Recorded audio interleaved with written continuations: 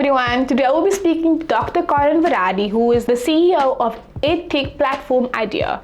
Idea is an edtech platform that combines traditional education and technology and provides e-learning content.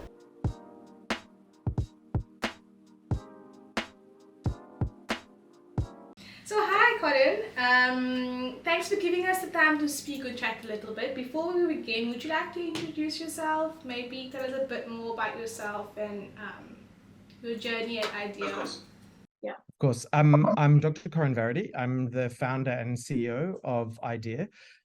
So we're a business that started to solve a crisis around grade 7 to 9 science for girls across Africa, and has just spread to realizing that to take on one part of the industry, we have to have a runway across a broad sector. So we've gone anywhere from early childhood development now right through to higher education and universities, and everything in between.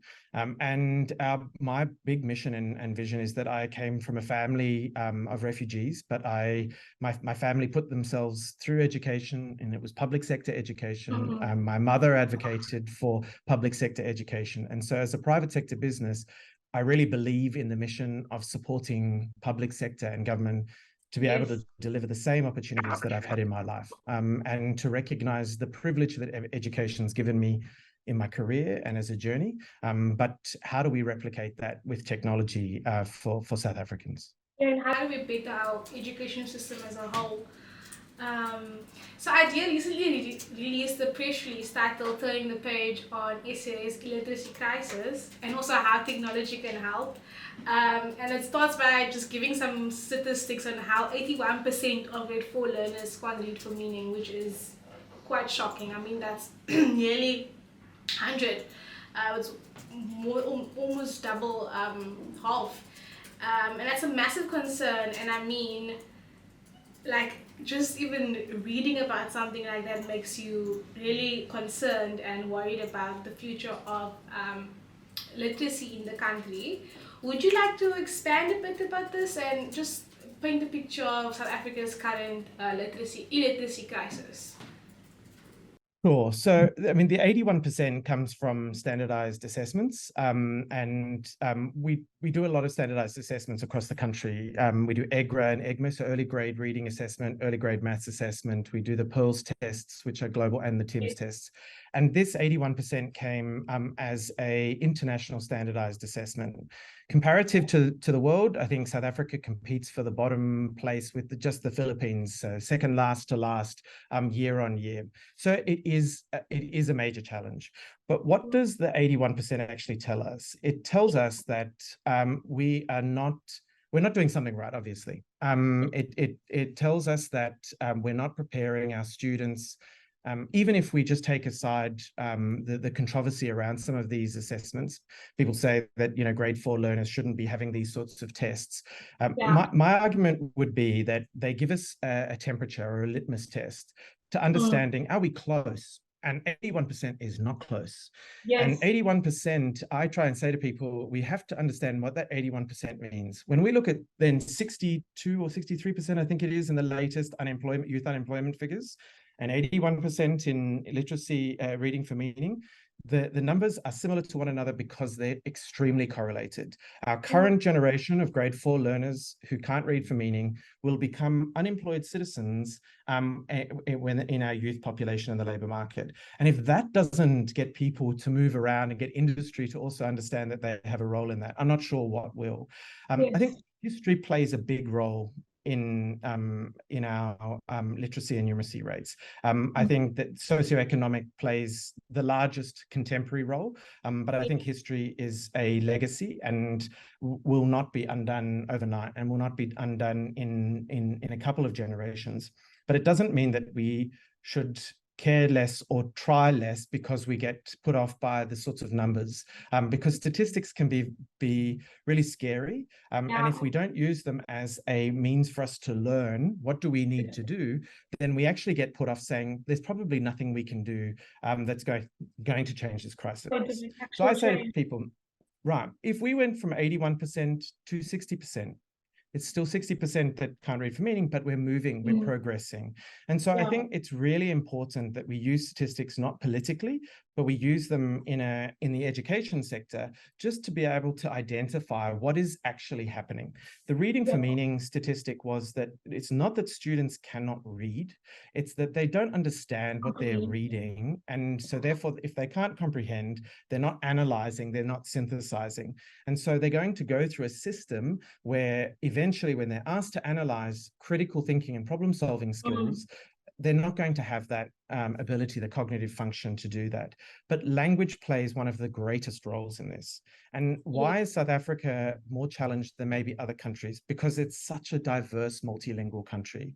And so when we're testing students at grade 4 level on English instruction assessments, and we don't have an equal playing field because we've got students who have gone up to grade 3 in mother tongue language learning spaces. And then overnight, we click our fingers and we say, you're into the English instruction space. And we don't support that learner to transition from mother tongue into English.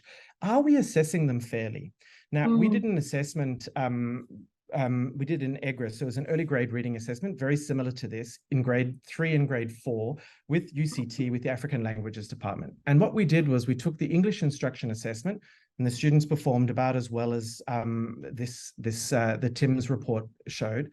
And then we changed the questions into home language for the students. Same test, home language questions. The students performed significantly better. I mean, double digit better, because what we saw was that they didn't understand what was being asked of them.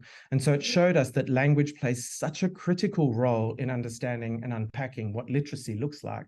But if we don't develop these literacy skills and these language skills in our students, they're not all playing in the same field. And so that's what I think that the 81% needs to tell us. We need to be thinking in grade 4, how do we manage a multilingual education, multilingual country with an English instruction end goal education system, but how do we balance this so that actual democracy comes out and not just those who come from English instruction backgrounds? And just earlier you were mentioning about how you go up to grade 3 learning in your mother tongue, and then you just have to switch overnight, which I think is it's impossible for a grade 4 learner to just understand completely instructions in English. So there definitely needs to be some sort of support for ways around it, because I mean the numbers actually, it makes sense for 81% of grade 4 learners not to be able to read for meaning, solely based on the fact that so many of these learners are coming from so many different languages, and they're not English spoken. English is not their first language. So that definitely is so crucial. Now, oh, sorry to interrupt you, but I was going to say the minister has been very almost controversial with private sector by stating that we really need to reform the education system in terms of mother tongue languages. But I don't think it's that controversial. I think we must be supporting mother tongue language. But what we must look at is that English is a global tool. So if we accept that maths is a language, which it is, it's a language in and of itself, that code is a language, which we're going to teach as a subject, English is a tool that helps our students to unlock opportunities as they go through, whether it's the education system, whether it's university, or whether that's into jobs. In a country like South Africa, or even globally, English is going to be spoken amongst South Africans working together, and especially if they're going into a global economy.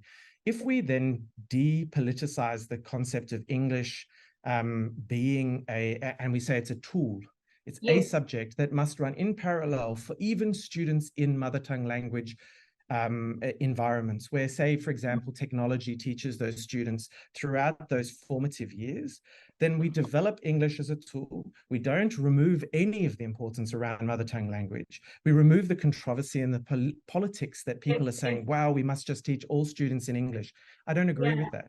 I just believe that we must make sure that the students coming from those mother tongue language schools, when they transition into grade 4, it's not the first time that they're seeing English, and that they see it as a tool, as part of their education, and not solely as a language of instruction.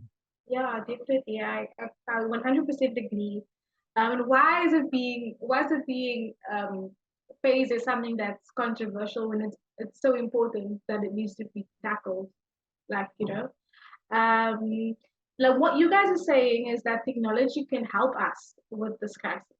Can you expand as to how technology comes into play? Technology, the wonderful world of technology has evolved so much over the years. Yeah, I mean, I think technology doesn't discriminate, and technology is not prejudiced. Technology also is accessible. So I know we talk about the digital divide, but sometimes I think we talk about the digital divide purposefully to separate technology and education and opportunity. And I think what's really important is that we recognize that if we can get edtech right for basic education, and if our mission was actually not to put more technology into the areas where students are performing, doing well, privileged, coming from multiple resourced environments, from very literate parents and families, very literate communities, but actually focus technology on the most at-risk population, then we actually can then start to see the role of technology being infinitely more powerful than it currently is. I think what happens at the moment is that we think technology and we think, oh, we have to have lots of data and it's expensive and we have to have the latest devices and we have to have digitally literate individuals. The beauty of technology, the beauty of ChatGPT, the beauty of the tools that are being created at the moment is how simple they are and how they can actually service such a large portion of the market. But, if we even just take learning losses, for example, after COVID, learning losses in and of themselves could be solved by technology, revision, remediation, feedback. They're things that our teachers and our parents are struggling to be able to give our students. They can't give students who are at most at risk. And they're the environment, when COVID happened, if you remember those stories of angry parents saying, why do I feel like I'm teaching my child at home when they have all these gadgets and we have these devices? Well, where was that coming from? It wasn't coming from our most at-risk or lower income communities. It was coming from the privileged communities who are saying, well, I've paid a lot of money for my school fees. I expect the responsibility to be on the school. But actually, if we'd flipped that model and we'd funded more technology into lower income communities, if we'd made it data free and data easy, then we would have seen a continuity that we wouldn't have had to have gap filled quite like we have at the moment. So that's really where I see technology as being a democratizer. It doesn't discriminate, doesn't prejudice, and it can personalize and give you feedback. Yeah, and I always say, especially with AI being such a big conversation at the moment, it's something that's going to catapult education, for example, into the new era, and it's important to, from now really early on, to embrace it and kind of figure out how we can use it to help us. So I just wanted to touch on, it was International Literacy Day this month, and the theme was promoting literacy for a world in transition. And I thought the theme was, I read it and I was like, oh, that's an amazing theme. Why is this theme so important, and what work is being done to promote literacy? Look, I think any of these international days can sometimes pass us by and we think, oh, it's another day. But the one thing that they do is they spotlight causes and they remind us to not stop and to not forget, because it's easy for us to get caught up in our daily lives. The other day, I was saying to someone, the current conversations that I'm being asked constantly around budget cuts at the moment and about job creation, they're very important issues, but they're absolutely connected to literacy. And so while we think of literacy as books and as picture books, and we think of that fairy tale of the parents sitting with the child and reading through a picture book, actually literacy is much more complex than that. Adult literacy is part of International Literacy Day. Ensuring that our entire population are literate to the point that they're extremely functional for the labor market is a part of Literacy Day. And so I think that the theme is important because it connects us back to reminding us that literacy is not just about the ability to read a book. It is about our understanding, our nourishment, our academic engagement. It is about us being able to have the knowledge and skills inside of us that help us to transition and transform. Because if we accept that technology is going to play a major role in our industries, if it doesn't already, but over the next 10 years, the biggest challenge will be that we have not developed our workforce. What is that? Digital literacy. And so that's transformational literacy. We need to be, but to get a digitally literate citizen, we also need to have foundational literacy. So we need to understand that there are building blocks all the way through. And I think that transformation is such a key part of what's happening at the moment, and why we really need to focus on our young people understanding sticking it out through education is more than just getting a matric certificate. It is about building the skills, the brain processes, the cognitive processes that will allow you to engage with opportunities later. It may not be about qualification. Your journey may not be that you go to university. That's okay. But still staying on literacy and the spotlight that we place on education is so critical to that runway to our labor market. Yes, that's so important. And your what your explanation was so insightful. How do you think private sector can support the Department of Basic Education, for example, in improving our literacy outcomes? So, I mean, we're a private sector business that has established ourselves with 99% of the work that we do facing public sector, because that is something that I believe in. It's something that my family, our stakeholders believe in. But I think that private sector often can be very judgmental and very critical. So it's very easy to problem identify. It's very easy for us to say, okay, well, we don't have the skill set to be able to hire the population at the moment. And that's where the unemployment figures are coming. Is it about job creation, or is it actually about that we don't have the skilled workforce? I would be worrying more about the skilled workforce and then creating jobs as we go, then focusing on job creation and then not having the skilled workforce to be able to take them on. And so I think private sector often stands back and says, okay, department, you've got the majority of the population in your schools. You need to increase your matric results. Well, it's a huge onus on the department to take on such an enormous population with scarce resources, and where they're being constantly driven to create political statistics to defend themselves. So if we were to say as private sector, well, we demand certain skills to come out of our young people, why are we not investing in those communities to develop those skills and looking at it as a long-term journey that, okay, so if we develop those skills today, in 10 years, in 15 years, we'll have the types of employees that we want to hire in our businesses.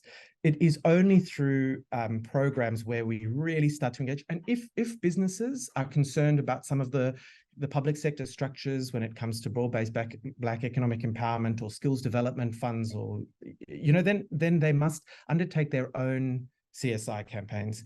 But private sector has to start investing in programs that will allow students to access good quality education, because it's good for the country, and not just, well, we're going to sit back and criticize the DBE for all of its actions. I just don't think that we can do that. And we're not currently working in unison.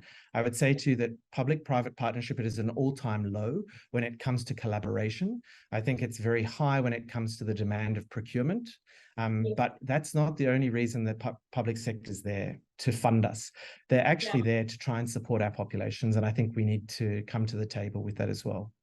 Yeah, I think there definitely should be a bigger, if not bigger, push for collaborative efforts between private sector and the Department of Education.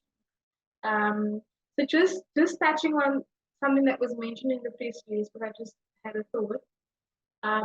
Something that was said was, let me just see if I can find it. Rapidly improving these outcomes requires urgent intervention at school level, where emphasis must be placed on whether necessary baseline standards are being met, as opposed to relatively meaningless statistics of a matric pass rate. And we're just touching on that now. I just want you to expand a bit more, because I think that it's so crucial that these interventions are worked on at school level. Yeah, exactly. Absolutely. I think, you know, where do you start? Because we have a Yes. crisis across our adult unemployment figures. We have a crisis in our youth unemployment figures. We have a crisis in our matriculation results. We have a crisis in our secondary or higher education. We have an issue when it comes to literacy grade 4 assessments. So Yes. when you look at this, it feels extremely difficult, and it almost feels Yeah. overwhelming And it to feels like take it's just on. happening. It's happening everywhere. So then where do we start? I mean, you know, we cannot leave our current cohort of youth who are going and looking for jobs right now and say, look, we're not focusing on you anymore. We're moving to a new generation. So there's a balancing act. I think that the urgent crisis and intervention needs to occur in our most at-risk populations, because they're the ones that need to drive their own economies. We know that that our cities cannot continue to take on the populations that they currently are.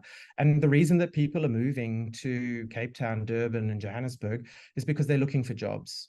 And so we have to be able to drive education in rural areas, remote areas, peri-urban areas, because we then need to stimulate economy in those areas and not always just drive people to come to cities. So where do we start? I would argue that we have an issue around primary school literacy, but there's lots of interventions and programs that are occurring.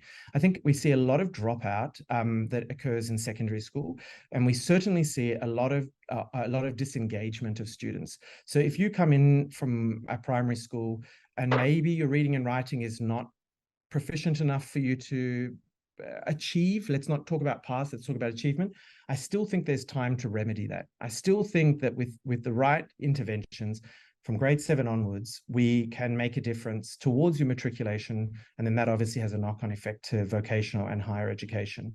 So a big focus of ours is looking at how do we start to making sure that those students who do come into a system are identified as needing further intervention, and then can receive that extra support. COVID made that abundantly clear, that students can bounce back in primary school, but they will struggle to bounce back when they're in secondary school and going through their matriculation. And sometimes when they're past 15 and they really haven't got any resources to be able to help remediate it, my question is, matriculation becomes so utterly meaningless for them because the benchmarks are so low, the numbers are so low for what a pass certificate looks like. Higher education institutions aren't accepting this. And so then we create a self-esteem crisis.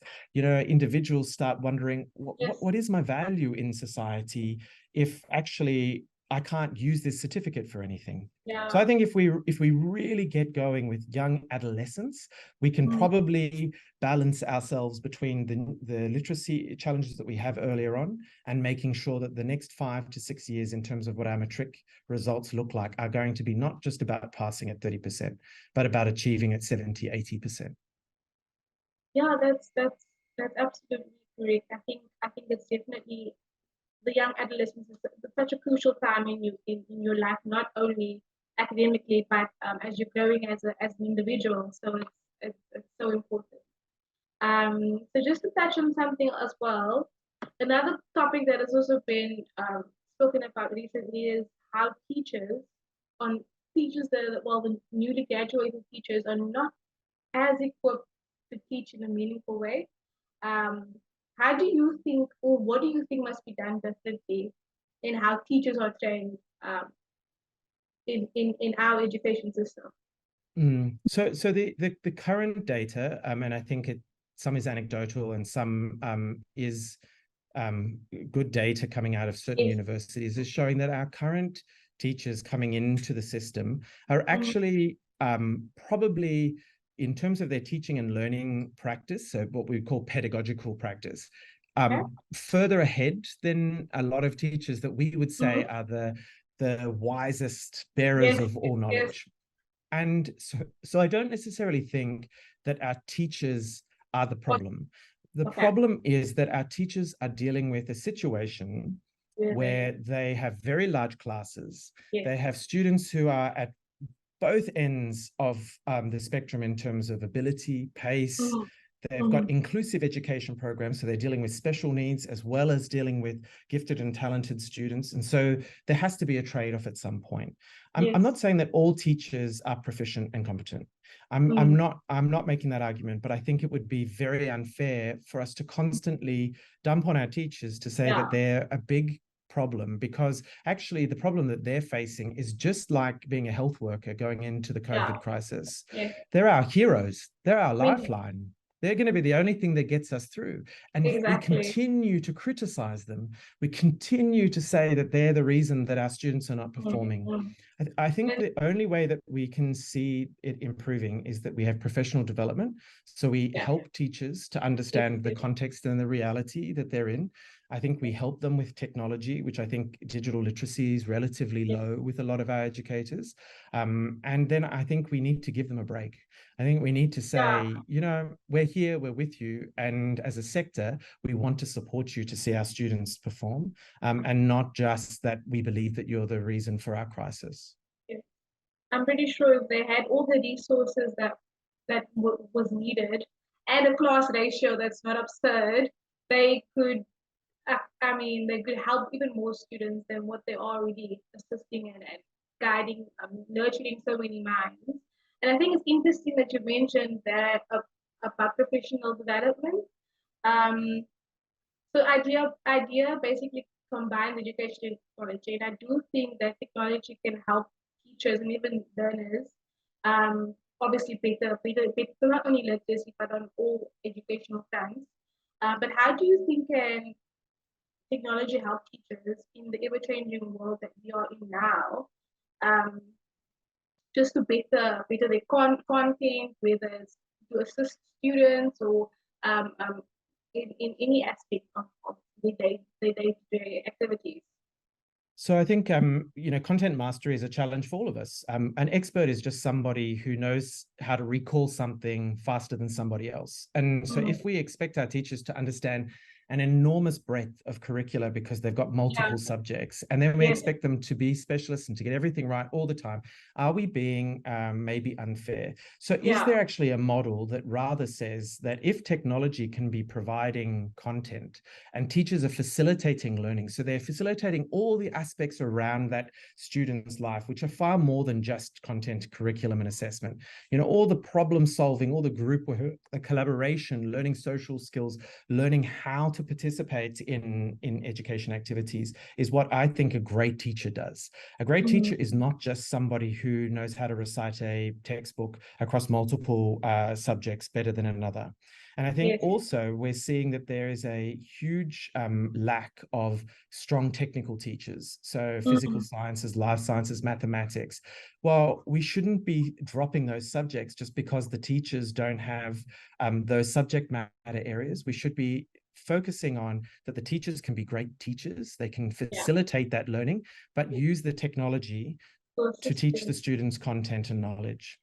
I think the other thing that technology can do, which teachers are really struggling with at the moment, is providing feedback. So if you take a test or a quiz, you get a mark, you get wrong, right, wrong, but the learning process actually occurs in why did you get that wrong? What was wrong? How can you improve on that result? How can you be supported? Teachers simply do not have the time. When they're trying to get through a syllabus, they've just got to get through it by the end of the year. They're getting through about 70% on average, by the way, most teachers, because the syllabus is so packed full of information. So if you're not getting through your syllabus and then you've got to stop and give 40 to 60 students, let's say in a government school with the ratios, feedback, impossible. So then that student who got that wrong will always get that wrong because they did not know what to do. And so I think technology also provides the ability to give feedback where teachers may be overstretched to be able to do that. And so that they can continue to focus on really good teaching and learning and inspiring us. Because I think of my best teachers, they really were not the ones who stood in the front of the blackboard or stood at the front with a projector or a slideshow and ran through content. They were the ones who made me want to learn. And so technology can be that content master, but the teacher can be the facilitator and driver of that. I always say it can be used as a tool. We're not extincting the human that's supposed to teach us, but let's use it as a tool to to make the job not only easier, but for it to improve on what we are teaching and what we are trying to learn. Whether it's in basic education or higher education, something that Right. is definitely should be seen as a tool, you know? And I think we do have we're in a phase at the moment where sometimes people will say to us, teacher or technology. And I said, Yeah. why am I having to choose? Why can't I say teacher and technology? That's the ultimate teacher and empowerment. technology? Yeah. Right. So that's my answer would be teacher and technology. Make sure that teachers feel that they're brought into the process so that it isn't that we're replacing them. They don't feel like they're being isolated. Yeah. Thank you so much. For having this conversation, I definitely learned a lot, and I'm pretty sure our viewers have learned as much as what I did. And I'm really honored to have spoken about you about this issue, and I hope that down the line we can improve the statistics. And like you said in the beginning, it's scary, but at the same time, it should be an invite for us to want to improve. Yeah, absolutely. I mean, I think it comes down to every individual must create a personal best. Don't worry about the statistics. The statistics just tell us that there's some patterns that we need to focus on. Yeah. What we really need to be doing is saying that education is critical, not just about qualifications, not just about certificates. Education, the process, the brain, the functioning of that will benefit you enormously, whether that's in your academic or your professional career. And I think personal best, if you're getting 30 today, you can get 35 tomorrow, and then 40 the day after. Don't think that 30 has to turn into 80 overnight. It simply doesn't. You know, we all have a journey, we all have our time, and not to give up. Thank you so much for watching our interview with Dr. Corrin Varady from IDEA. We had a very interesting conversation about the illiteracy crisis we are currently facing in the country and how IDEA proposes it can be solved. You can also check out more details on our website. Comment down below what you think, and don't forget to like this video and subscribe to our channel for more. Thanks for watching, and I'll see you next time.